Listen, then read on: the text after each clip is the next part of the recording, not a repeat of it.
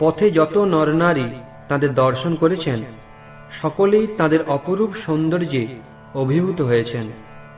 কেউ বলছেন অবশ্যই শিব পার্বতী, কেউ বা বলছেন লক্ষ্মীনারায়ণ, ইন্দ্রশচী, সীতারাম, কেউ বা বলছেন কামদেবরতী। শচীমাতা পুত্র পুত্রবধূকে গৃহে বরণ করলেন। তারপর মহাপ্রভু নট, ভাট, ভিক্ষুক, ব্রাহ্মণ ও সজ্জনগণকে বস্ত্র, অর্থ ও বাক্যের দ্বারা সন্তুষ্ট করে বুদ্ধিমন্ত খানকে আলিঙ্গন প্রদান করলেন। বুদ্ধিমন্ত খান প্রেম আলিঙ্গন লাভ করে মহাসুখে ভাসতে লাগলেন। গ্রন্থকার বলেছেন যে যিনি মহাপ্রভুর এই লীলা পাঠ ও শ্রবণ করবেন তিনি অবশ্যই গৌরচন্দ্রের লীলায় বিহার করতে পারবেন।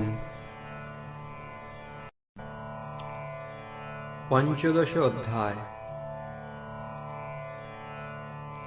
জয় জয় গৌরচন্দ্র, জয় নিত্যানন্দ, দান দেও হৃদয়ে তোমার পদ নন্দ।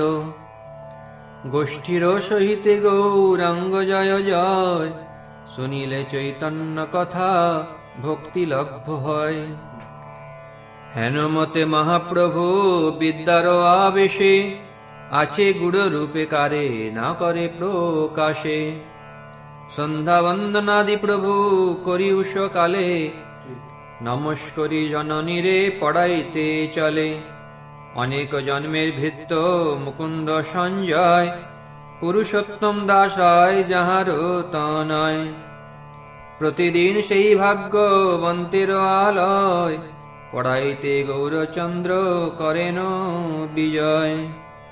চণ্ডীগৃহে গিয়া প্রভু বসেন প্রথমে, তবে শেষে শিষ্যগণ আইসেন ক্রমে।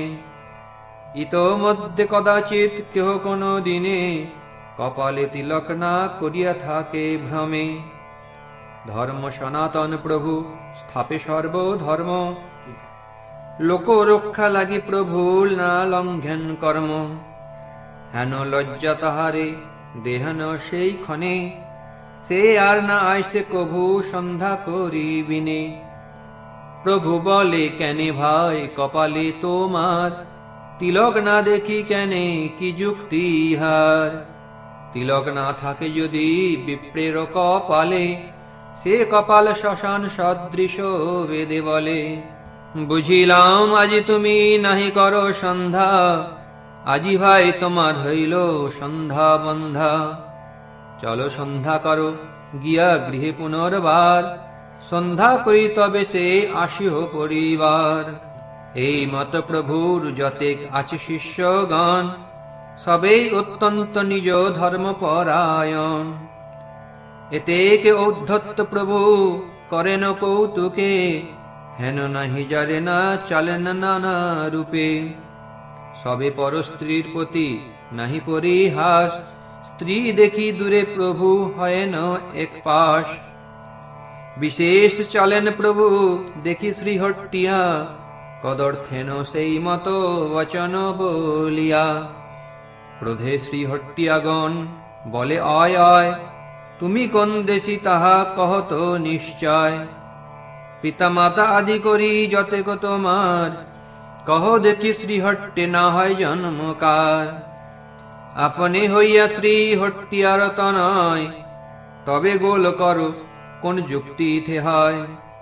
যত যত বলে প্রভু প্রবোধ না মানে, নানা মতে কদর্থেন সে দেশি বচনে। তাবৎ চলেন শ্রীহট্টিয়ারে ঠাকুর, যাবৎ তাহার ক্রোধ না হয় প্রচুর।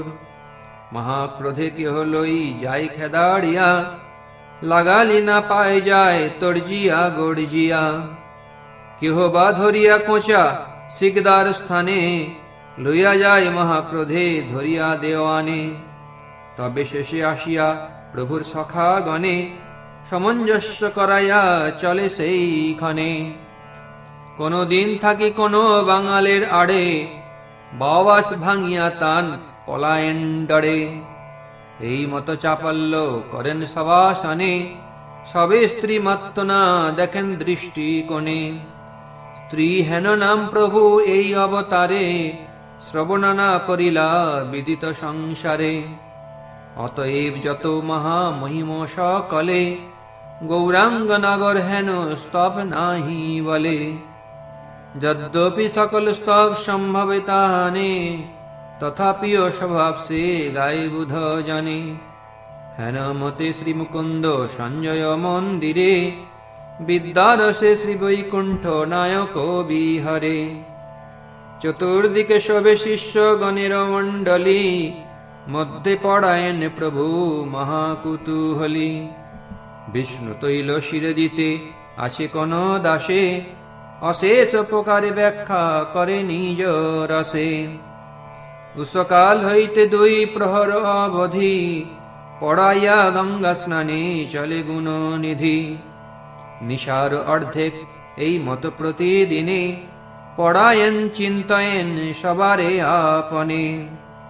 অতএব প্রভু স্থানে বর্ষেক পড়িয়া, পণ্ডিত হয়েন সবে সিদ্ধান্ত জানিয়া।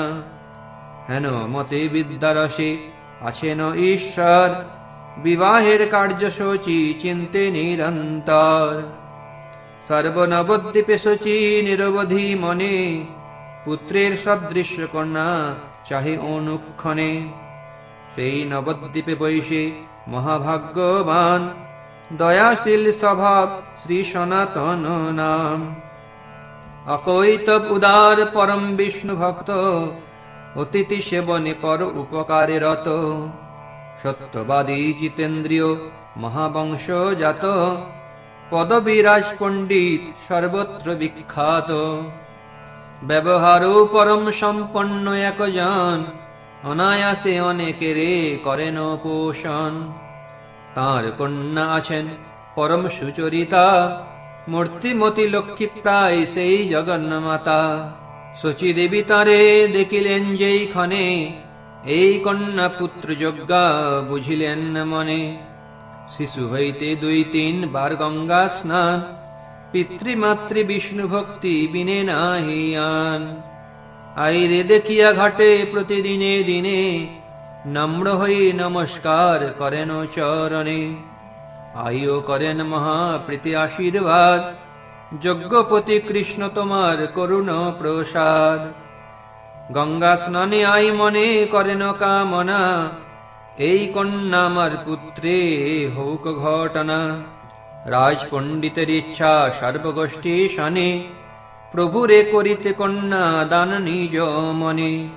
দৈবে শচী কাশীনাথ পণ্ডিতেরে আনি, বলিলেন তারে বাপ শুনো এক বাণী।